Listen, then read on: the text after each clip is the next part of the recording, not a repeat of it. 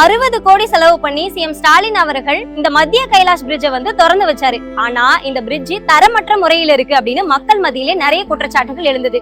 இதோட shape L வடிவுல இருக்கிறதுனால இதோட வளைவும் ரொம்ப ஆபத்தான முறையில் இருக்கு அப்படின்னு மக்கள் மத்தியில குற்றச்சாட்டம் எழுந்துச்சு.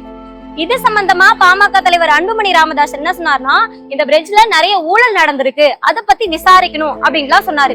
சோ இது சம்பந்தமா நாங்களே லைவா அந்த இடத்துக்கு போய் லொகேஷனுக்கு போனோம். சோ அந்த இடத்துல உண்மையிலேயே அந்த பிரிட்ஜான வளைவு ரொம்ப ஆபத்தா இருக்கு. தரமற்ற முறையிலும் இன்னும் பணிகள் எதுவுமே முடிக்கப்படாம தான் இருக்கு. அந்த வீடியோவை நீங்களே பாருங்க.